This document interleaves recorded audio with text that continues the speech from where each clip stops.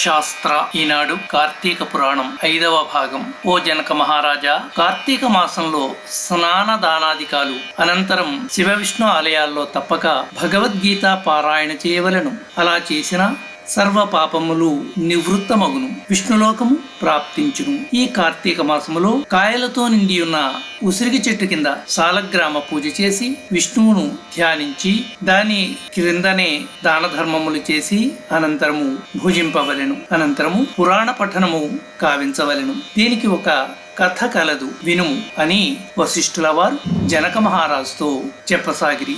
రాజా, కావేరీ తీర గ్రామమందున దేవశర్మ అను ఒక బ్రాహ్మణుడు కలడు.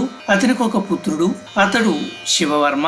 అతి గారాభంగా పెరగడం వల్ల చెడు సావాసాలకు దురభ్యాసాలకు చేరువయ్యాడు. తండ్రి ఒకనాడు తన కుమారునితో, నాయనా, నీ దురాచారాలకు అంతు లేకుండా ఉంది. నీ గురించి ప్రజలు అనేక విధాలుగా చెప్పుకుంటున్నారు, నన్ను నిలదీస్తున్నారు.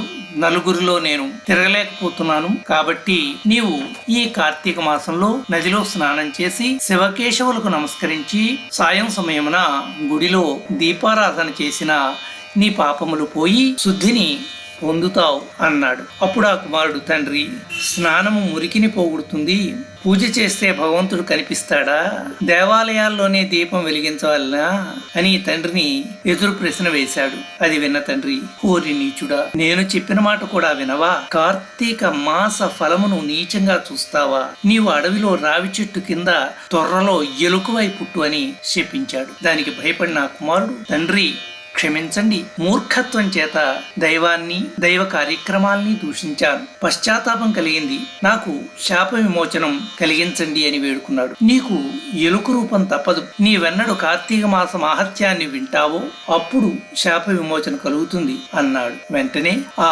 కుమారుడు ఎలకగా మారి అడవిలో చెట్టు కింద జీవించసాగాడు. కొంతకాలానికి కార్తీక మాసం రానే వచ్చింది. అప్పుడు విశ్వామిత్రుల వారు శిష్యులతో సహా నదీ స్నానానికే వచ్చి అదే వృక్షం కింద కూర్చుని వారికి కార్తీక మహత్య కథను వివరిస్తున్నారు. అదే సమయంలో ఆ ఎలుక ఆహారానికే పక్కనే వేచి ఉంది. వీరిని బాటసార్లుగా తలచి ఒక కిరాతకుడు ధనం కోసం వచ్చి చూడగా వారందరూ సాధువులు. వారిని చూడగానే అతను మనస్సు మారిపోయి ముని పుంగవులకు నమస్కరించి, తమరెవరు, ఎక్కడి నుంచి వచ్చారు? మిమ్మల్ని చూడగానే నాకేదో ఆనందం కలుగుతుంది అన్నాడు. అప్పుడు ముని, ఓ కిరాతక, మేము కావేరీ నదీ స్నానానికి వచ్చాం, కార్తీక పురాణం చెప్పుకుంటున్నాం, నీవు కూడా వినమని చెప్పాడు. కార్తీక మహత్యం వినగానే తన గత జన్మ గుర్తుకు వచ్చి వెంటనే మునికి నమస్కరించి తన పల్లెకు వెళ్ళిపోయాడు. ఆ పురాణం విన్న నక్కి ఉన్న ఎలుక కూడా బ్రాహ్మణ రూపాన్ని పొంది, ధన్యోస్మి స్వామి,